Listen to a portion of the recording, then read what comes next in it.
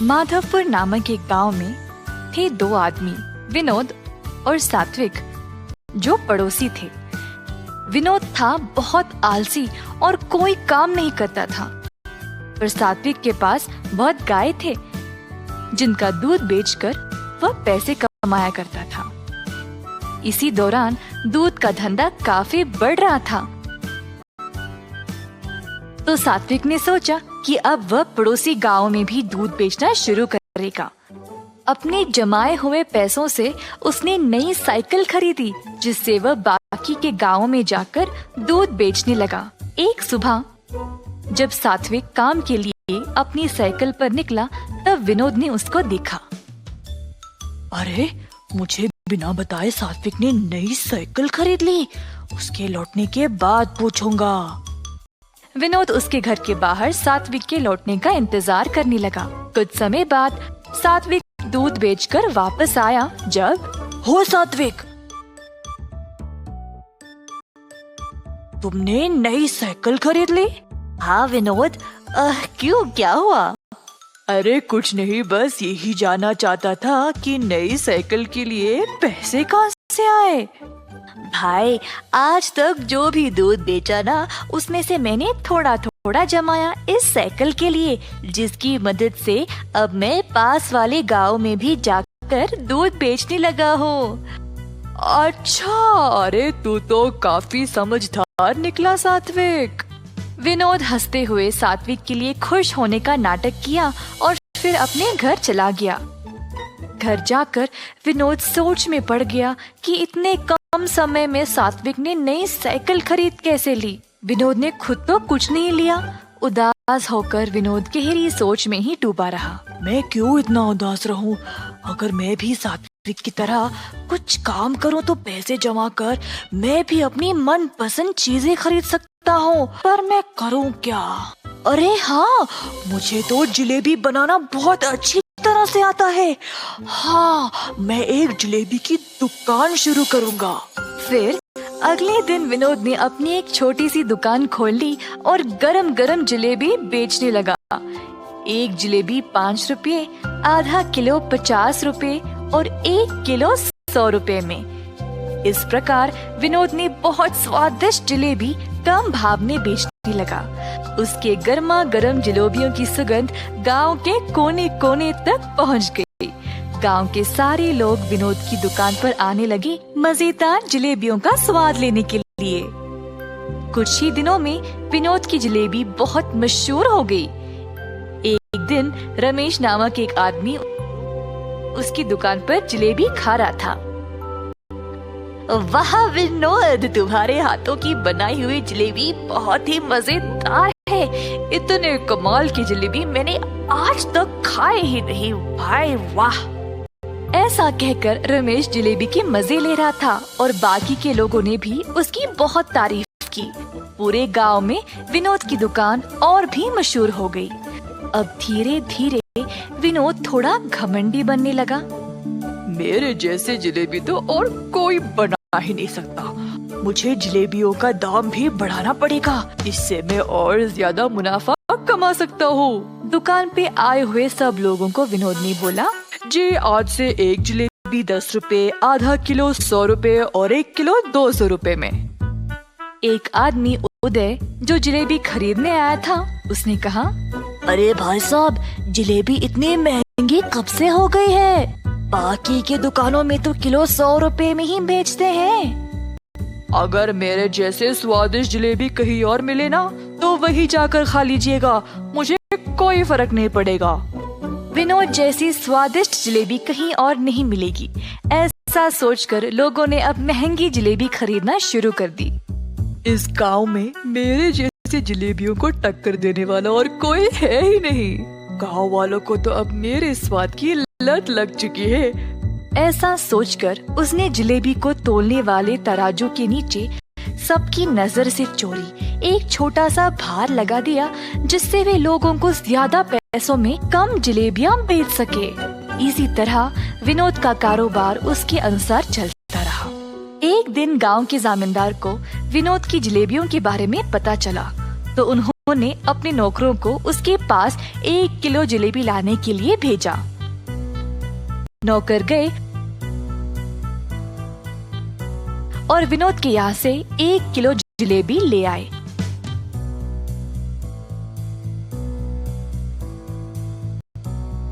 और जामींदार जी को दे दिया। जामींदार जी ने देखा कि जलेबियां तो 1 किलो से कम है। मैंने तो 1 किलो मंगवाया था, ये तो उससे कम है। मेरे आदेश का पालन क्यों नहीं किया?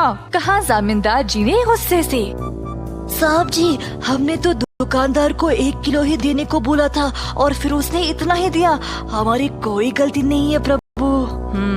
चलो हम इस जलेबी वाले के पास जाकर देखते हैं कि वह असल में कर क्या रहा है। दुकान के पास पहुंचने ही वाले थे जब जामींदार जी ने एक भिखारी को उस जलेबी की दुकान की ओर जाते हुए देखा तो वह रुक गए और अपने नौकरों को भी रोक दिया। जामींदार जी देखना चाहते थे कि दुकानदार उस भिखारी को किस तरह जलेबी बेचेगा। जामींदार और उनके नौकर पास वाली दुकान के पास खड़े होकर नजारा देखने लगे। एक जलेबी कितने की है भाई साहब? एक जलेबी 10 रुपए। भिखारी के पास थे सिर्फ 2 रुपए, तो उसने वो निकाला और बोला, बस एक जलेबी दे दो। विनोद ने कहा, 10 रुपए की एक जलेबी है, 2 रुपए में नहीं मिलेगी। ये सुनकर भिखारी वहाँ से जाने ही वाला था जब विनोद ने उससे रोककर कहा, हो, तूने यहाँ पर खड़े होकर मेरी जलेबियों का सुगंध लिया है, उसके लिए वो 2 रुपए। हे भगवान, मेरे पास तो ये 2 रुपये ही है और तुम ये भी इतनी बेरहमी से मांग रहे हो। मैं नहीं दूंगा। इसी दौरान जामींदार जी वहाँ पर पहुँचे और अपने पास रखे हुए पैसों का थैला भिखारी को दिया और कहा, तुम्हारे 2 रुपए के बदले में इस दुकानदार को तुम ये पैसे का थैला दे दो। अरे आप तो बड़े लोग हो साहब, आपको तो न्याय करना चाहिए। अगर आप इस दुकानदार को पैसे दे दोगे तो कैसे? मेरी बात मानो और दुकानदार को ये पैसे दे दो।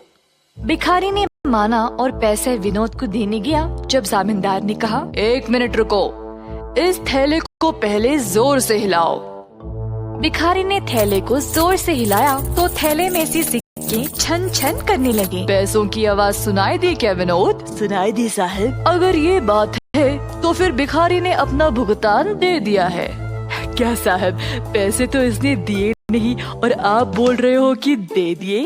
पैसे की आवाज तुमने सुन ली ना, बिल्कुल उसी तरह जिस तरह भिखारी ने तुम्हारी जलेबियों की सुगंध सूंघ ली थी।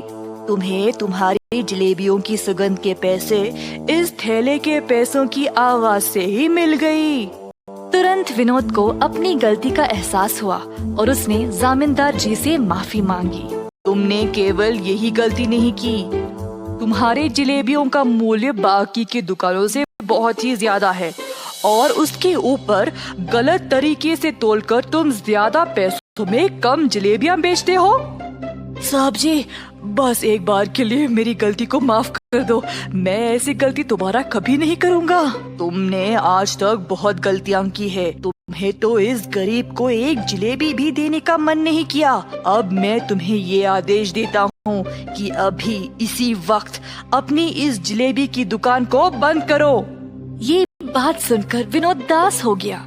जब उसी रास्ते सात्विक आया, विनोद की परिस्थिति देखकर सात्विक उसकी दुकान पर आया और बोला, जामींदार साहब, मैं आपसे विनती करता हूँ, कृपया आप विनोद को इस बार माफ कर दे। सात्विक के अच्छे स्वभाव के बारे में जानते हुए इस बार तो सात्विक की बात सुनकर उसके अच्छे बर्ताव को ध्यान में रखते हुए मैं तुम्हें माफ कर देता हूँ विनोद। कम से कम अब से पूरा मन लगाकर मेहनत से और ईमानदारी से अपना काम करो। ऐसा कहते हुए जामींदार जी वहाँ से चले गए।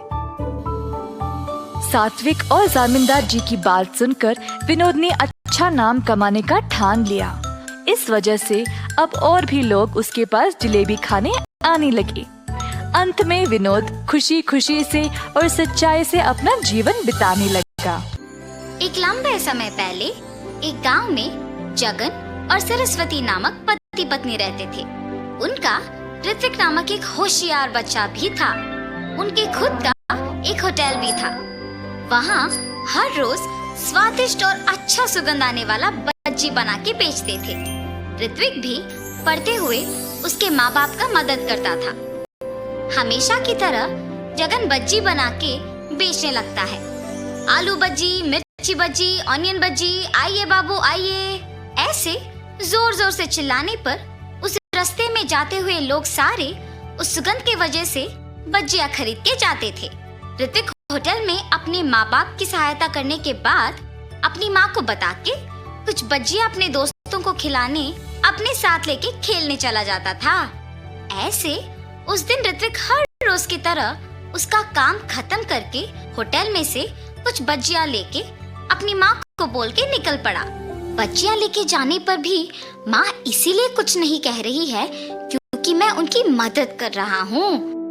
मैं भी सिर्फ इसीलिए उनकी मदद कर रहा हूँ। मेरे दोस्तों के लिए काम करना ही पड़ेगा। ऐसे सोच के बज्जियों को लेके अपने दोस्तों के पास जाता है। मैंने ये बज्जियां आप सबके लिए लाया है, लेके खाओ। ऋत्विक, हमें ये बज्जियां नहीं चाहिए। क्यों? बज्जियां क्यों नहीं चाहिए? तुम हर रोज बज्जियां के सिवा कुछ नहीं लाते हो। रोज रोज ये खा के अब हम पक गए। हाँ यार, अब से तुम बज्जियां लाना बंद करो और हमारे साथ खेलने भी मत आओ। ऐसे मत कहो, मैं तुम लोगों के लिए कुछ भी करूंगा। अच्छा, तो फिर तुम्हें हम सब के लिए आइसक्रीम खरीद के लाना होगा, मंजूर है? तुम लोगों को आइसक्रीम खरीदने के लिए मुझे बहुत पैसों की जरूरत है। मेरे पापा भी मुझे उतने पैसे नहीं देंगे। कुछ और पूछो, मैं करूंगा। तुम इसीलिए सोच रहे हो क्योंकि तुम्हें अपने पापा से पैसे पूछना पड़ेगा ना? हाँ, उनसे बिना पूछे पैसे लेने का मेरे पास एक उपाय है। अगर तुम पक्का करोगे तो ही बोलूंगा। तुम लोगों के लिए मैं कुछ भी करूंगा। क्या है वो उपाय? तुम्हारे होटल में खाने बहुत लोग आते हैं। उस समय में तुम्हारे माँ बाप काम में व्यस्त रहते हैं, तो तब तुम जितने पैसे चाहिए उतने पैसे लेके आ जाओ। किसी को तुम पे शक ही नहीं होगा। कोई ये भी नहीं जान पाएगा कि पैसे गायब भी हुए। हाँ, ये भी सच है। कल मैं पक्का तुम लोगों को आइसक्रीम खिलाऊंगा। ऐसे अपने दोस्तों को कह के खुशी खुशी घर चला जाता है। अगले दिन जब उसके माँ बाप काम में लगे हुए थे, ऋत्विक किसी को दिखे बिना चुपके से पैसे लेके अपने दोस्तों के पास चले जाता है। मैंने कहा था ना कि तुम सबको मैं आज आइसक्रीम खिलाऊंगा, चलो जाके खाएंगे। ऐसे वो उसके दोस्तों को लेके आइसक्रीम बेचने वाले के पास जाता है और सबको आइसक्रीम खिलाता है। कल क्या चाहिए बोलो, मैं खरीदूंगा। कल तुम जो कहो वही चाहिए हमें। ठीक है, कल मैं तुम लोगों को मेरा मनपसंद खाना खिलाऊंगा। ऐसे कहकर वो घर चला जाता है। रात में सोए बिना अपने दोस्तों के बारे में सोचते रहता है। कल मुझे अपने दोस्तों को कुछ अनपेक्षित खिलाना होगा, मतलब मुझे कल और पैसे लेके जाना होगा। ऐसे ऋत्विक अपने दोस्तों के कहा मान के हर रोज अपने माँ बाप को बताए बिना उनकी मनपसंद चीजें खरीद के देता था। आखिर में ये उसका एक बुरी आदत बन चुका था। हर रोज की तरह जब एक दिन ऋत्विक उसके माँ बाप के काम करते वक्त पैसे लेने गया था, तो उसकी माँ उसे देखती है। ऋत्विक, यहाँ आओ। हाँ माँ, क्या हुआ? तुम वहाँ क्या कर रहे थे? मैं कुछ नहीं माँ। सच कहो, मैंने तुम्हें पैसे लेते हुए देखा। ऐसे बिना पूछे पैसे लेना गलत है। क्या तुम्हें नहीं पता? तुम अब पैसे भी चोरी करना सीख गए। माँ, मुझे माफ करो। मैंने अपने दोस्तों के लिए ये सब किया है। आइंदा ऐसे कभी नहीं करूँगा। पहली बार है इसलिए कुछ नहीं कह रही हूँ। आइंदा ऐसे करोगे तो चुप नहीं रहूंगी। जी माँ। लेकिन उसकी माँ ये सोच में पड़ के दुखी होती है कि उसके बेटे को ये बुरी आदत आया कैसे। उसकी माँ को जब ऋत्विक ने ऐसे देखा तो वो तुरंत बदल गया। अपने दोस्तों के पास जाना बंद कर दिया। हर रोज अच्छे से पढ़ के अपने माँ बाप की मदद करते हुए रहता था। ऐसे कुछ दिनों बाद अचानक पैसों की पेटी में पैसे नहीं दिख रहे थे। उससे उसकी माँ को ऋत्विक पे ही शक आता है और जो कुछ भी उससे पहले हुआ उसके पति को बताती है। तब जगन और सरस्वती दोनों ऋत्विक के पास जाके पूछते हैं, ऋत्विक, पैसों की पेटी में पैसे नहीं हैं, तुमने ही लिया है ना? माँ, जब से तुमने बोला तब से मैंने चोरी करना बंद ही कर दिया, मेरे दोस्तों के पास भी जाना बंद कर दिया, मुझे उन पैसों के बारे में कुछ नहीं पता। बेटा, अगर तुमने उस पेटी से पैसे लिए हैं तो कह दो हमें, हम कुछ नहीं कहेंगे। अगर तुमने नहीं लिया तो पेटी से पैसे कैसे गायब हुए? किसने निकाला होगा? सच कहो ऋत्विक। माँ, मुझे सच में नहीं पता है कि पैसे कहाँ गए। इससे पहले मेरा पैसे लेना सच ही है, मगर मैंने वो सब बंद कर दिया। अब तो मैंने नहीं लिया। जब से पैसे खो गए तब से जगन और सरस्वती बहुत ध्यान से सब पे नजर रख के काम करने लगे। मेरे पास पैसे खत्म हो गए। कुछ दिन पहले एक होटल से बहुत आसानी से पैसे चोरी कर लिया था मैंने। वापस वही जाके पैसे लेके आऊंगा। ये फैसला करके वापस उस होटल को जाता है। बच्चियां खाके पैसे देने का नाटक कर रहा था और कोई ना देखने के समय में पैसे चोरी करने वाला था जब जगन उसे रंगे हाथ पकड़ लेता है। इतने उम्र के आदमी होके भी मेहनत किए बिना पैसे चोरी करते हुए शर्म नहीं आती? इससे पहले भी तुमने यहाँ चोरी किया था ना? वो चोर पिटने के डर से सच बोल देता है। मुझे माफ कर दीजिए, ऐसे कभी नहीं होगा, मेहनत से ही काम करूंगा। चोर को उसकी गलती का एहसास होने पर जगन उसे माफ कर देता है। ऋत्विक पे उसकी गलती के बिना शक करने के लिए उसके माँ बाप दुखी होते हैं। आप लोग दुखी क्यों हो रहे हो माँ? उस दिन मैंने तुम्हें तुम्हारी गलती के बिना शक किया और आज तुम्हारे पापा ने असली चोर को पकड़ा है। मुझे तुम पे शक नहीं करना था बेटा। मुझ पर शक करने की वजह तो भी मैं ही हूँ ना माँ। अगर मैं वो नहीं करता तो आपको मुझ पे शक नहीं होता। आपने मुझे मेरी गलती समझाया, इसलिए मैंने वो करना छोड़ दिया, वरना मैं शायद बड़े होके भी यही करता। आइंदा ऐसे कभी नहीं होगा माँ। तब से जगन होटल में सावधान रह के काम करने लगा। अलग प्रकार के बच्चियां बनाना शुरू करके उन्हें बेच के खुशी से जीने लगा। उनका व्यापार भी अच्छा चलने पर सभी खुश थे। तो इस कहानी का नैतिक क्या है?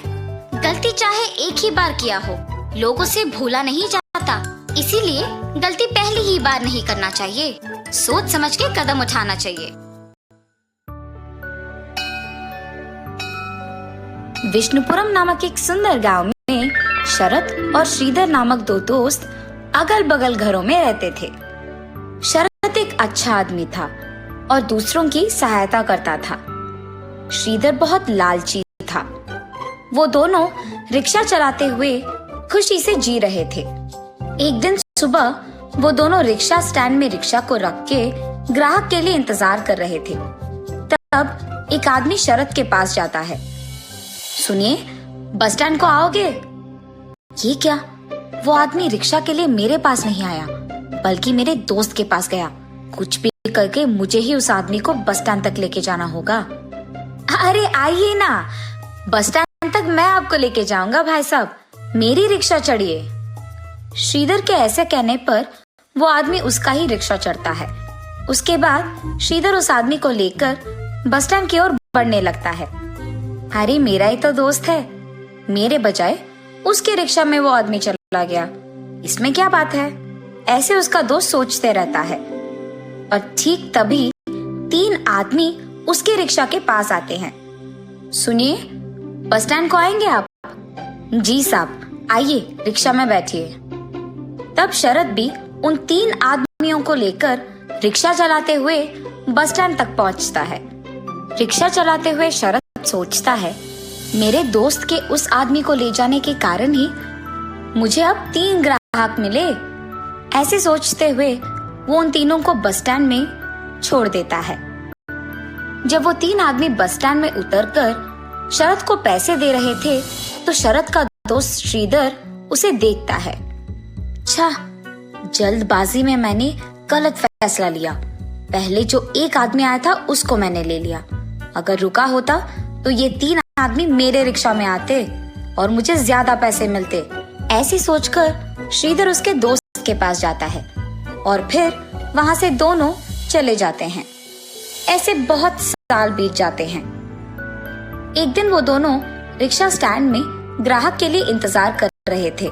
तब, अरे शरत, एक समय में हम अगर रिक्शा स्टैंड में इंतजार करते थे तो बहुत सारे ग्राहक आते थे, पर आज के समय में कोई नहीं आ रहा है, क्योंकि सबके पास अभी ऑटो है, कार है और उन्हीं में जाना पसंद करते हैं। इसीलिए हम चाहे जितना इंतजार करें, लोग तो नहीं आएंगे।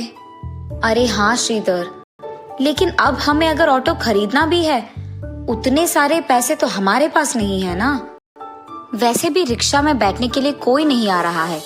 इससे बेहतर तो यही है कि हम ये काम छोड़कर शहर चले जाते हैं और वही कोई काम करते हुए खुशी से जी सकते हैं। श्रीधर, चाहे जो भी हो जाए, मैं अपना गांव छोड़कर कहीं नहीं आऊंगा।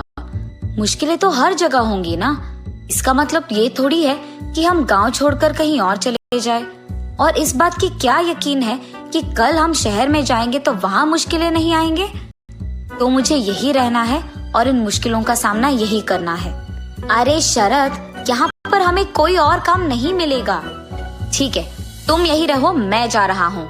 ऐसे कहकर वो उसकी बीवी बच्चों के साथ सच में शहर चले जाता है। वहाँ जाकर वो कार चलाते रहता है।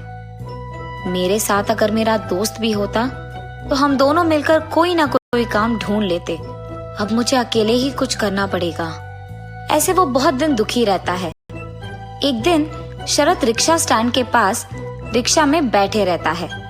तब एक आदमी का आवाज सुनाई देता है, प्याज, प्याज, ताजे प्याज। ऐसे जोर से एक आदमी चिल्ला रहा था। उसे देख शरद को एक विचार आता है। अरे हाँ, मेरे पास ऑटो खरीदने के लिए तो पैसे नहीं हैं, लेकिन खुद से मैं एक प्याज का वाहन तो बना सकता हूँ और गांव में उसी वाहन को चलाते रह सकता हूँ। और इतना ही नहीं, उस वाहन को बनाने के लिए पैसे ज्यादा खर्च भी नहीं होंगे और मुझे बस ये ध्यान में रखना होगा कि उस वाहन में ज्यादा लोग बैठ पाए। और तब नए दिखने वाले वाहन को देख गांव वाले सारे मेरे वाहन में आएंगे और मैं ऐसे पैसे भी कमा सकूंगा। उस आदमी का प्याज प्याज करके चिल्लाने के कारण ही मुझे ये विचार आया है। ये सोचकर शरद तुरंत उस काम में लग जाता है। उसके पास मौजूद सारी चीजों से प्याज के आकार में दिखने वाले एक बड़े वाहन को बनाता है, जिसमें बहुत सारे लोग बैठ सकते हैं, और उसे चलाते हुए गांव में जाता है। Bus stand, railway station, Ramalaya नगर, आइए बाबू आइए, जल्दी आइए, ऑटो से भी कम दाम में मैं लेके जाऊंगा, आइए बाबू आइए। ऐसे उसके जोर से चिल्लाने पर कम दाम में और इतने बड़े आकार में एक प्याज के वाहन को देख सभी चौंक जाते हैं और तुरंत उसके गाड़ी में बैठ जाते हैं।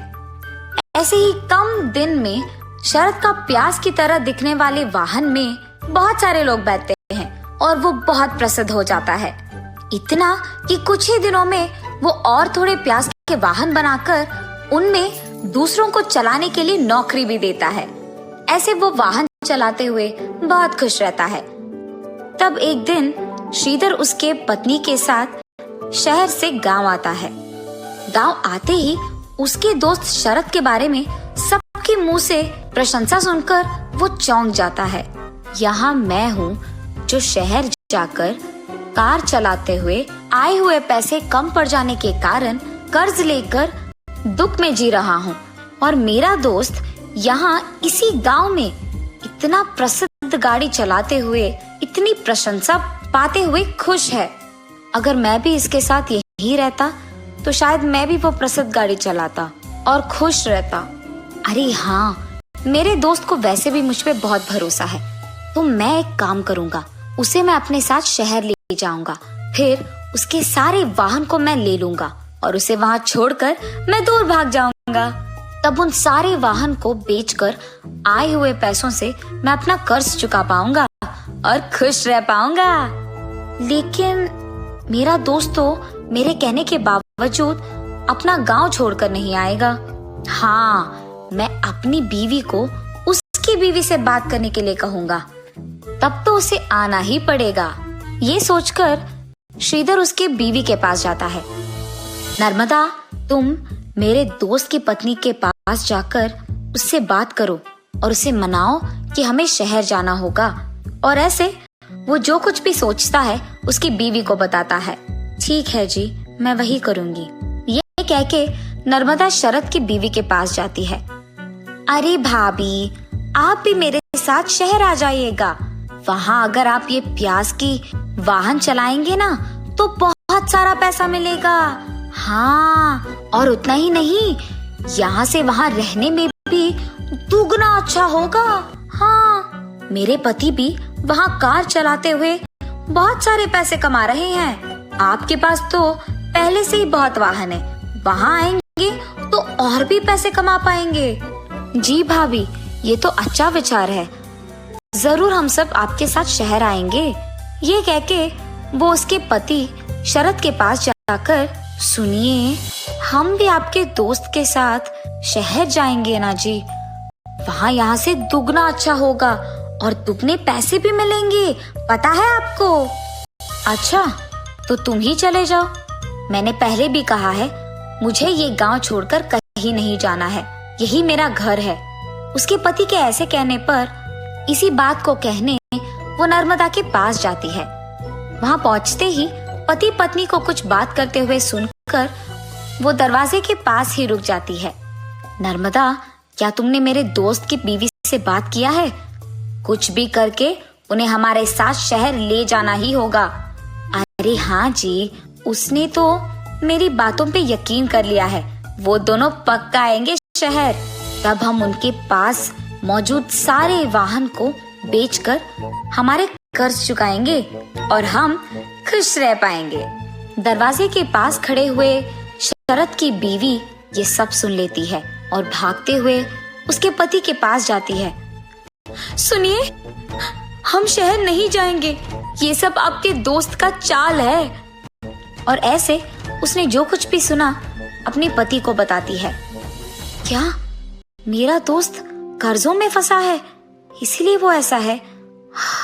कुछ भी करके मेरे पास मौजूद वाहन को बेचकर भी उसका कर्ज चुकाना होगा। क्या एक तरफ आपका दोस्त आप पे जाल बिछा रहा है, आपको धोखा दे रहा है, और आप सोच रहे हैं कि आप उसकी मदद करेंगे? ये क्या है जी?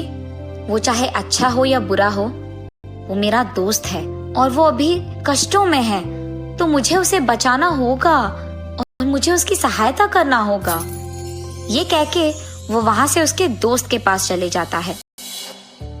श्रीधर, मुझे नहीं पता था कि तुम यहाँ आए हो, वरना मैं तुम्हारे पास आ जाता।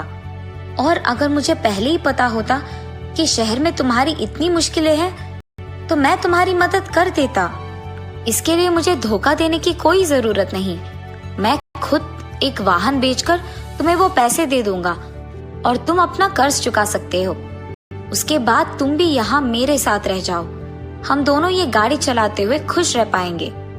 ऐसे वो अपनी बीवी की बातें श्रीधर को बताता है। शरद, मैं तुम्हें धोखा देना चाहता था, ये जानकर भी तुम मेरी मदद करने यहाँ आए। मुझे अपने आप पे घिन आ रही है और मुझे अब अपनी गलती का एहसास हुआ है। तुम एक अच्छा इंसान हो और उससे बेहतर दोस्त हो मेरे। अब से मैं तुम्हारे साथ ही रहूंगा और आइंदा ये गलती नहीं करूंगा। तुम्हें अपनी गलती का एहसास हो गया ना, और तुम मेरे साथ रहना चाहते हो। बस यही चाहता था मैं। अब मुझे बहुत खुशी है, हम दोनों को हमेशा ऐसे ही रहना है। तब से वो दोनों दोस्त साथ में रहते हुए उसी गांव में प्याज का वाहन चलाते हुए बहुत खुश रहते हैं।